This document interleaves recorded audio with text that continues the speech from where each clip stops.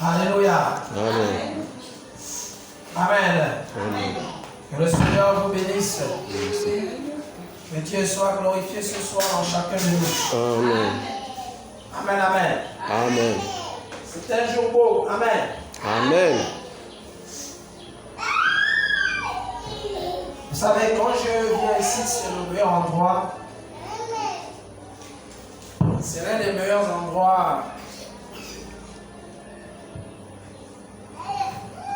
de la journée, à chaque fois que je viens ici. Quand je ne vous vois pas, je ne suis pas à l'aise. Quand je vous vois, je suis content. Parce que vous êtes mes amis, vous êtes mes frères, mes soeurs. Et c'est le seul endroit que j'aime bien venir parce que je trouve les gens de ma race. Alléluia. Amen. Et c'est bien de venir trouver les gens de sa race. C'est plus facile de parler avec les gens avec qui vous avez le même langage et de parler avec ceux avec qui vous n'aurez pas le même langage. Amen. Quand vous parlez avec ceux avec qui vous avez le même langage, vous vous comprenez bien. Et il n'y a pas de problème. Alléluia. Amen. Amen, amen. Amen. J'aimerais que nous chantons ce chant. Vous savez, j'ai un chant que je chante là depuis ces derniers temps. Vous connaissez. C'est le Seigneur nous a aimés comme on ne l'a jamais aimé. Vous n'aimez pas? Alléluia. Est-ce qu'on peut le chanter une fois encore de plus ce soir? Le Seigneur nous a aimés comme on n'a jamais aimé. Il nous guide chaque jour comme une étoile dans la nuit. Quand nous partageons le pain, il nous donne son amour. C'est le pain de la vie, c'est le pain de vie. Oh, oh, oh, oh, c'est mon pain, prenez et mangez. C'est mon sang, prenez et buvez, car je suis la vie et je suis l'amour. Au Seigneur emporte-nous dans ton amour. Alléluia. Amen. J'aime bien ce chant, je ne sais pas pourquoi c'est beau. Amen. Amen. Alors donc, nous avons déjà un retard de 30 minutes.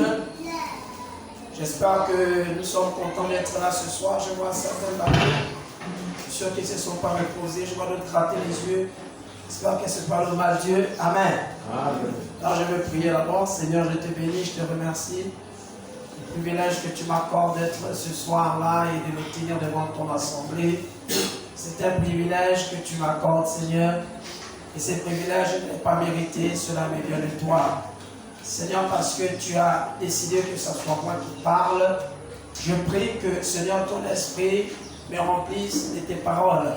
Afin que ta parole, Seigneur Père, qui est prophétique, ne soit donnée d'une manière particulière par moi, mais que cela vienne de ton esprit. Selon qu'il est dit, c'est poussé par ton esprit que les hommes sont parlés de ta part. Seigneur, et nous communiquons les choses spirituelles par un moyen spirituel. C'est pourquoi, oh Dieu, nous prions que ton esprit abonde dans nos cœurs et dans nos vies, car seul l'Esprit de Dieu peut convaincre l'homme du péché, du juste et du jugement.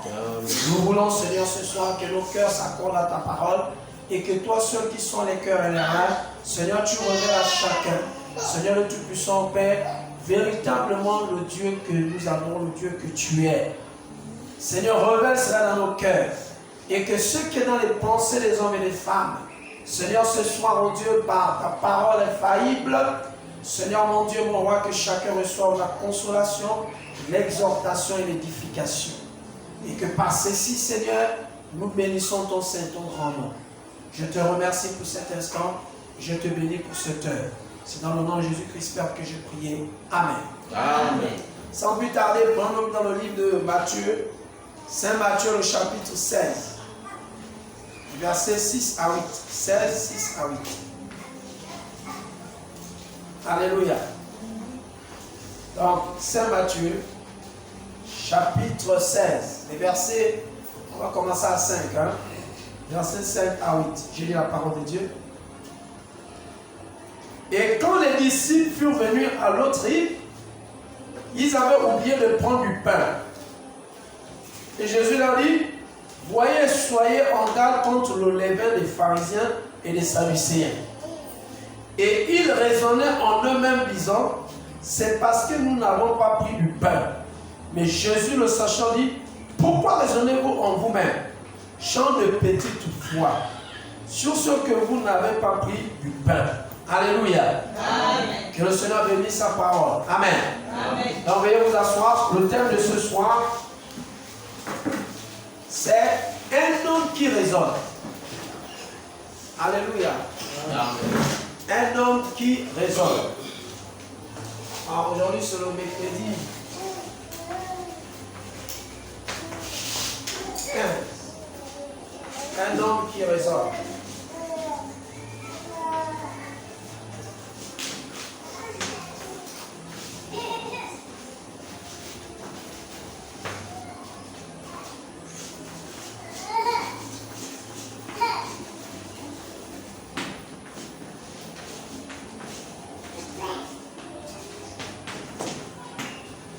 Un homme qui raisonne. Que Dieu soit béni. Que Dieu soit béni. Amen. Alléluia. Amen. Si je prends un tel thème ce soir, c'est tout simplement parce que, écoutez, nous avons un souci. Le souci que nous avons, c'est celui-ci. Les hommes raisonnent beaucoup. Et les hommes raisonnent sur les choses spirituelles. Amen. Et aussi vrai que les hommes vont raisonner sur les choses spirituelles, il les serait difficile de comprendre les choses spirituelles. Amen. Et ici nous avons les disciples de Jésus. Amen. Ils étaient avec Jésus. La foule avait suivi Jésus. Et Jésus, rempli de compassion, avait multiplié le pain et du poisson. Et il y eut du reste. Et Jésus avait dit aux disciples, ramassez et ne gaspillez point. C'est qu'ils s'étaient arrangés de faire. Mais après que Jésus ait fait partie de la foule, Jésus avait dit à ses disciples, devancez-moi, je vous suis. Et pendant qu'ils étaient sur la rive, Jésus est arrivé jusqu'à eux. Et pendant que Jésus est arrivé jusqu'à eux, Jésus les a parlé en disant, je vais dire ce que Jésus les avait dit. Jésus les avait dit, écoutez ce que Jésus les avait dit. Voyez et soyez en garde contre le levain des pharisiens et des sadducéens. Jésus les avait dit d'être en garde contre le levain des sadducéens et des pharisiens. Et pendant que Jésus les avait fait sortir cette phrase, eux, ils étaient en train de raisonner en eux-mêmes. Ils raisonnaient. Et on peut les écouter dire, mais comment ça? Nous ne devions plus manger avec les pharisiens? Ou c'est quoi? Qu'est-ce qu'il veut nous dire par là? Vous voyez? Et eux, ils étaient en train de raisonner dans ce sens. C'est la même chose que nous avions aujourd'hui. Nous raisonnons beaucoup lorsque Jésus nous parle. Quand Jésus parle aux gens, les gens raisonnent. Et aussi vrai que les gens raisonnent, ces gens-là n'ont pas la foi en eux. Parce que quand un homme commence à raisonner, la foi n'est plus avec cette personne. La foi ne consiste pas à raisonner. La foi consiste à croire. Amen. Alléluia. Amen. Vous voyez? Et c'était tout un problème. Eux, ils se sont mis à raisonner. Amen. Et quand ils se sont mis à raisonner, Jésus les a même dit, si votre foi est si petite, oh, les petites foi. Lorsque les gens commencent à raisonner, la foi devient très petite. Et quand la foi devient très petite, vous restez comme un enfant. Vous avez du mal à grandir. Vous avez du mal à grandir, non pas de manière physique, mais de manière spirituelle. Le raisonnement bloque la croissance spirituelle dans l'homme. Alléluia. Amen. Alors, dans le livre de Marc, le chapitre 11, versets 27 à 37. Écoutez ceci. Et il vient encore à Jérusalem. Et quand il s'est promené dans le temple, les principaux sacrificateurs et les scribes et les anciens viennent à lui et lui disent: par quelle autorité fais-tu ces choses?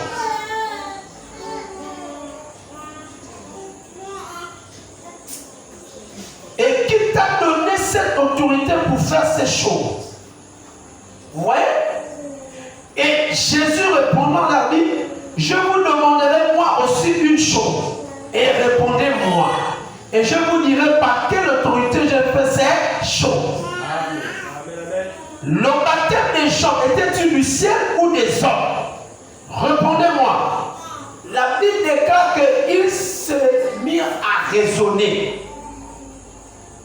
Les scribes, les pharisiens et les anciens et les principaux sacrificateurs sont venus vers Jésus et lui ont posé cette question: sur ou par quelle autorité fais-tu tous ces miracles-là? D'où te vient cette autorité? Jésus ne s'est pas empressé de leur répondre. Jésus a dit: moi aussi je vais vous poser une question. Et répondez-moi, et moi je vous dirai d'où me vient cette autorité-là. Jésus les a posé une question très simple. Dites-moi, le baptême de Jean le Baptiste, venait-il de Jean le Baptiste ou venait-il de Dieu? Alors, la parole déclare que eux, ils se sont mis à raisonner. Amen. Et dans les raisonnements, écoutez ce qu'ils ont dit. Ils ont dit: si nous disons du ciel, il dira: pourquoi donc ne l'avez-vous pas cru? Amen. Mais dirions-nous des hommes? Alléluia. Amen. Ils craignaient le peuple, car tous estimaient que Jean était réellement un prophète. Amen. Donc eux, les raisonnements les amènent à ce niveau-là. Ils ont dit: si nous disons que le baptême de Jean vient du ciel, donc de Dieu, Jésus les a dit: pourquoi vous ne l'avez pas cru? Ils ont dit: non, ne disons pas ça. Écoutez le raisonnement. Ils ont continué leur raisonnement. Si nous disons que c'était un baptême d'homme, donc ça ne venait pas de Dieu, ils ont dit: oh, nous craignons la foule. Parce que la foule considérait Jean le Baptiste comme un prophète. Alors eux, ils se sont aventurés où, à cause de leur raisonnement, ils ont dit ouvertement que nous ne connaissons pas. Regardez, quand quelqu'un se met à raisonner, il devient menteur. Amen. Amen. Quand quelqu'un se met à raisonner, il devient menteur. Pourquoi?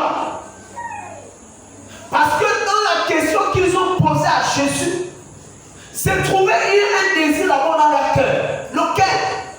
Nous, on a étudié la Torah. Nous faisons de la théologie. Nous lisons. Et nous lisons, et lorsque nous lisons, nous voyons que Dieu a toujours soutenu ses prophètes. Dieu a toujours soutenu ses serviteurs. Mais nous servons Dieu. Nous n'arrivons pas à faire le miracle et les prodiges comme Jésus. En fait, la question c'était: mais toi là, comment tu arrives à faire ça? Et nous n'arrivons pas à faire comme toi. Pourtant, nous étudions la Torah, nous étudions les prophètes, nous faisons toutes ces choses, nous lisons, nous avons de la théologie. Mais pourquoi dans la théologie il n'y a pas de puissance? Amen. En fait, c'était ça la question. Mais seulement, ils sont venus avec ruse. Amen. Dans la question, hormis la ruse, en fait, ils voulaient savoir comment Jésus arrivait à faire de tels miracles. Et que eux, ils n'arrivaient pas à faire de tels miracles. Ils s'interrogeaient. Mais d'où vient le fait que lui arrive à nous faire, mais nous on n'arrive pas à le faire? Alléluia. Amen. Et Jésus les a posé une question simple. Moi je vais vous demander, dites-moi, Jean, d'où venait l'autorité des gens pour baptiser? Est-ce du ciel ou est-ce des hommes? Une belle question. Et ils se sont mis à raisonner. Ils ont dit: Ni l'un ni l'autre. Vous avez vu les raisonnements? Et qu'est-ce que ça a causé? Ça a causé le blocage dans leur compréhension. Amen. Je vais simplifier. Le fait que, en demandant à Jésus, dans leur raisonnement, et qu'ils ont posé la question à Jésus, ils ont mis le blocage sur ce qui est la révélation de qui était Jésus qui était au milieu d'eux. Amen. Parce qu'ils ont raisonné. Et dans leur raisonnement, ils ont mis un peu le désir de leur cœur. Tout de suite, la révélation qui était Jésus devant eux n'a point été révélée. Non pas que Jésus ne voulait pas se présenter. Jésus devait leur dire ouvertement que moi je suis celui dont, depuis là-bas je vous dis, que la Vierge devait mettre au monde un fils, un enfant. Et cet enfant devait l'appeler Emmanuel. Emmanuel qui veut dire Dieu est avec vous. Vérifiez les Écritures, c'est moi. Vous voyez? Mais le raisonnement a bloqué cela. Amen. Le raisonnement a bloqué cela. Quand une femme ou un homme se met à raisonner, il est difficile qu'il reçoive la révélation de Dieu. Amen. Alléluia. Amen. Lorsque un homme vient à l'église, lorsqu'un homme vient à l'église, un homme vient à l'église, il rentre, il s'assoit et il écoute l'évangile. Mais dans son cœur, s'il commence à raisonner, cette parole ne va rien produire dans la vie de cet homme. Amen. Il n'y aura rien. Elle est rentrée comme elle est venue, cette personne, elle va retourner comme elle est venue. Ce n'est pas que le diable est fort, mais c'est cette personne-là qui a déjà un raisonnement. Cette personne raisonne de sa manière. Cette personne attend les choses de sa manière. Qu'importe comment vous pouvez lui dire des choses, lui raisonne. Alléluia. Amen. Je vais continuer. Regardons dans Luc le chapitre 5, le verset 21. Alléluia. Luc chapitre 5, verset 21. Luc 5, verset 21. Voici. Et les scribes et les pharisiens se mirent à raisonner, disant: qui est celui-ci qui profère des blasphèmes? Il raisonnait. Qui peut pardonner les péchés si ce n'est que Dieu seul? Les hommes remplis de leur foi ont entendu dire que Jésus était dans une maison. Et la foule était derrière Jésus. Jésus est rentré dans la maison de cet homme. Et pendant qu'on lui a donné une place à Jésus, Jésus s'est assis. Et pendant que Jésus était en train de prêcher, il y avait du monde tout autour. Et voilà 2 ou 3 hommes venant avec un malade. Quand ils arrivent, ils ne peuvent pas rentrer par la porte principale. Ils vont par les fenêtres, tout était occupé. Regardez, ils se sont dit non. Nous, on veut que notre frère soit guéri. Nous savons que si Jésus le voit, notre frère va être guéri. Sa paralysie va s'arrêter. Ils sont passés par le toit. Ils ont ouvert ce toit de la maison qui ne les appartenait pas. Et ils ont fait descendre leur frère qui était paralysé.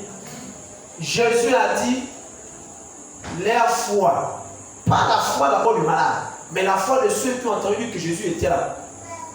T'as guéri. Amen. Et quand Jésus a dit cela, Jésus n'a pas seulement dit, tu es guéri. Jésus a dit une autre phrase. Il dit, tes péchés te sont pardonnés. Amen. Alors quand il a dit cela, les scribes et les pharisiens, les anciens ont commencé à raisonner. Ils ont dit, mais qui est donc cet homme-là qui peut pardonner les péchés? Selon eux, aucun homme ne peut pardonner les péchés d'un homme si ce n'est que Dieu seul. Amen. Et c'est vrai. Même aujourd'hui encore, les gens disent qu'un homme ne peut pas pardonner un homme. Il n'y a que Dieu qui peut pardonner. Faux. Jésus avait dit aux apôtres, ceux à qui vous n'allez pas retenir leurs péchés, moi aussi au ciel, je ne veux pas retenir le péché. Amen. Si un enfant de Dieu ou un de Dieu dit que je te pardonne, sachez que lui aussi vous est pardonné. Amen. C'est vrai. Mais eux, dans leur raisonnement, ils disaient ce n'est pas possible. Un homme ne peut pas pardonner un homme parce qu'un homme a pour nature d'avoir pécheresse. La nature de l'homme elle est Dans le titre là de lui-même, la mort, c'est un pécheur. Comment un pécheur peut pardonner un pécheur?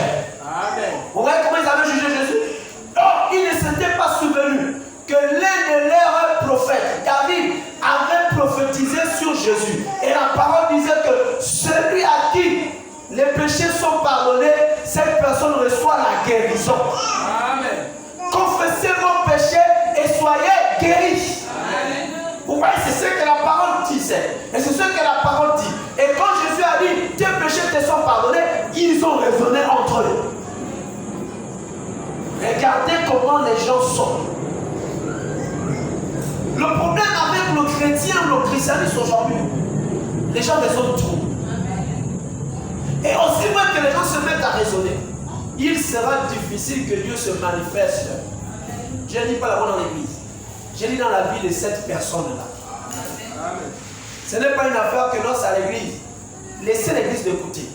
Quand un homme, une femme se mettent à raisonner sur la parole de Dieu, comment voulez-vous que Dieu vienne accomplir les miracles dans la vie de cet homme? Il n'y aura pas. Ce n'est pas que Dieu est incapable, mais c'est le raisonnement qui bloque. Quand un homme se met à raisonner, les chèques déjà sont partagés. Alléluia. Amen. Moi je pense que le raisonnement c'est bien. Vous allez dire comment ça on me dit. Mais quand je dis le raisonnement est bien, c'est parce que je me dis que si un homme commence à raisonner, il se dit qu'il a la faculté de trouver la solution lui-même. C'est même ça le but même de raisonner. L'homme qui raisonne, c'est celui qui dit je vais apporter la solution moi-même. C'est ça, raisonner. C'est pourquoi je dis c'est bien. Regardez par exemple, pour qu'on vienne à l'église, vous devez venir de vous-même.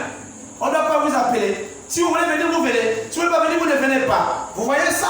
Vous prenez vous-même vos décisions. C'est quoi ça? Au fait, c'est un raisonnement. Amen. Moi, je ne suis pas obligé d'aller. Est-ce que je suis obligé de me donner? Je ne suis pas obligé de me donner. D'abord, pourquoi je veux me donner? Il n'y a rien à faire dessus. Le raisonnement est un blocage. Amen. Le raisonnement bloque beaucoup de choses avec Dieu. Le raisonnement bloque beaucoup de choses dans les cœurs des enfants de Dieu. Amen. Le raisonnement bloque l'évolution spirituelle de tout un chacun. Amen. Alléluia. Amen. Bon, écoutez ceci. Dans Marc, le chapitre 9, versets 30 et 37. Jésus s'est mis à parler. Il était en chemin. Et voici Jésus qui se met à enseigner ses disciples. Jésus parle à ses disciples une chose magnifique.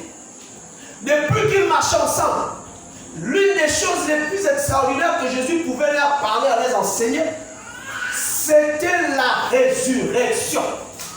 Mais pendant que Jésus était en train de les enseigner sur la résurrection, eux, ils étaient en train de raisonner entre eux. Les raisonnements étaient à ce niveau. C'est moi le plus grand, c'est moi le plus grand, c'est moi le meilleur, c'est moi qui va succéder à Jésus. Pendant que Jésus se mettait à les enseigner sur la résurrection, eux, ils étaient en train de raisonner sur c'est moi qui est le plus grand. Amen. Savez-vous pourquoi j'ai ri? Parce que ça me rappelle quelque chose. C'est le raisonnement que nous avons aujourd'hui. Dans l'église de Laodicée, c'est le raisonnement que nous avons aujourd'hui. Pendant que Jésus envoie, Dieu envoie son prophète, Dieu envoie ses prédicateurs, avec le message de l'enlèvement, avec le message qui prépare le millénium, avec le message qui prépare l'avènement du Fils de l'homme. Nous, en ce temps, on est en train de discuter sur, on est dans la plus grande église. Notre église, là où se trouvent les meilleurs théologiens. Nous, on est une ancienne église. Mes parents sont les dents de pluie. En tout cas, dans notre église, les gens sont riches. Moi, j'ai prié avant là-bas. Je suis ici parce que bon, je me suis fait délocaliser. Et quand je vais retourner où j'étais là-bas, ça, ce sont des raisonnements. Et quand ce type de raisonnement se trouve dans vos cœurs, vous ne pourriez pas voir ou attendre ou reconnaître Jésus. Amen. Alléluia. Amen. Pendant que Jésus est en train de leur dire une chose magnifique, il les enseigne sur la résurrection. Il les enseigne que le Fils de l'homme, là où nous partons là, il pendu et il va être ressuscité. Eux, ils étaient en train de raisonner. C'est moi le plus grand, c'est moi le meilleur, c'est moi qui vais t'appeler Jésus. Ne me dites pas que ce que les apôtres disaient là-bas en ce temps-là, ce n'est pas ce que nous vivons aujourd'hui. Nous vivons aujourd'hui la même situation et la même chose. Amen. Pendant que Jésus, Dieu envoie son prophète, nous sommes en train de dire non, Dieu ne peut pas envoyer un homme comme celui-là. Dieu ne peut pas envoyer un prédicateur comme celui-là. Moi. Là, on est en train de raisonner. Amen. La chose essentielle est en train de passer. Amen. C'est pourquoi quand Jésus a été ressuscité et que les femmes l'ont vu, alléluia, amen, elles sont allées dire que nous avons vu Jésus. Et ils n'ont pas cru. Mais pourtant Jésus les enseignait ce jour-là.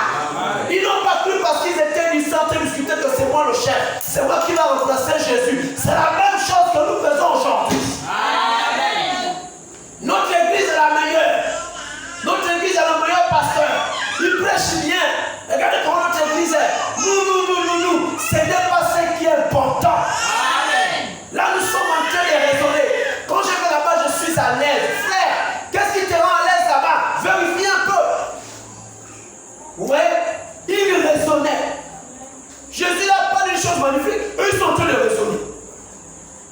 Mais c'est quoi le raisonnement fait en sorte que quand Jésus est revenu à la vie, quand il a envoyé les femmes, allez-y leur dire, ils étaient en discussion. Ils n'ont pas cru les femmes. Ils n'ont pas cru à tel point que même les deux hommes là, qui allaient sur le chemin de Maïs, Jésus s'en est approché à lui. De quoi discutez-vous? Là, dans le livre de Luc, chapitre 24. Ils étaient là. Ils n'ont pas dit d'abord à Jésus que, au fait, là où tu nous vois là, parce qu'ils n'ont pas su que c'était Jésus. Ils n'ont pas connu Jésus, pourquoi? Quand les femmes sont venues leur dire que nous avons vu le Seigneur, eux, quand Jésus a dit aux femmes, allez dire, eux, et quand Jésus les enseignait, eux, leur souci, ce n'était pas d'écouter l'enseignement de Jésus.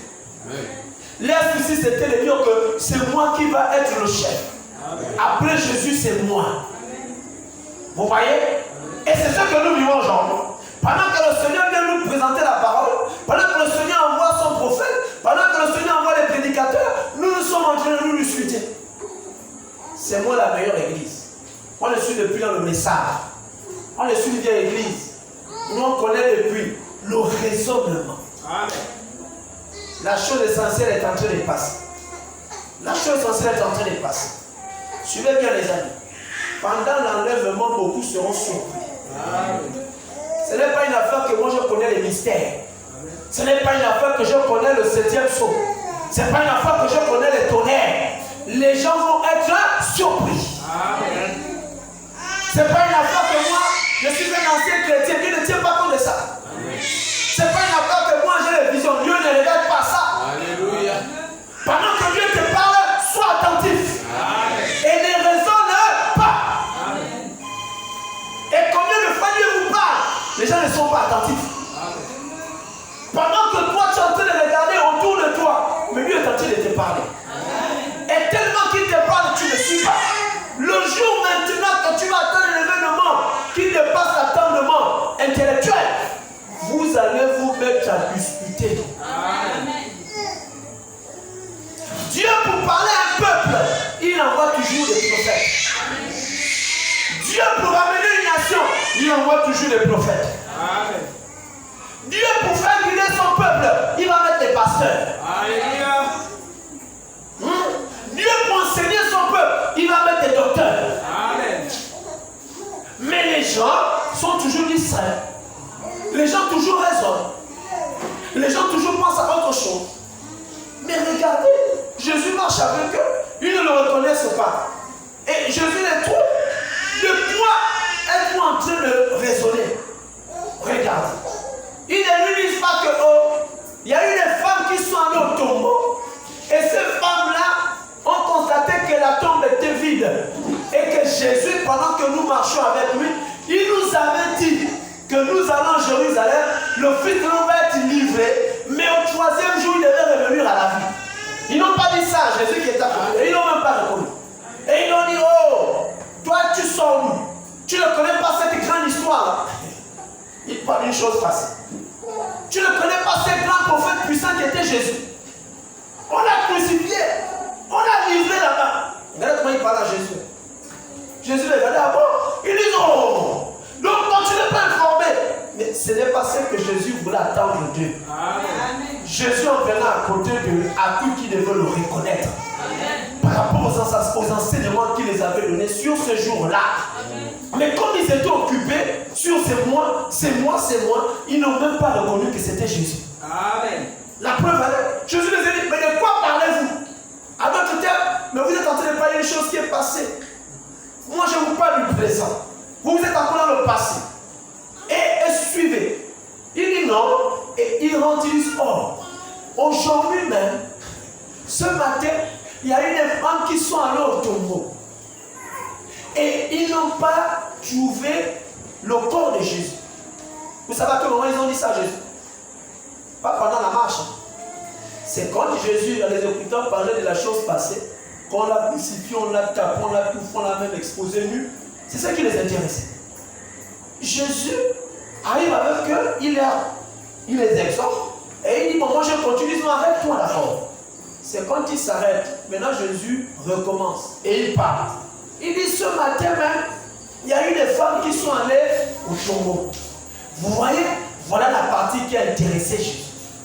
Parce que, écoutez bien, l'événement de l'enlèvement doit se faire avec précision. Qu'est-ce que je veux dire, les amis?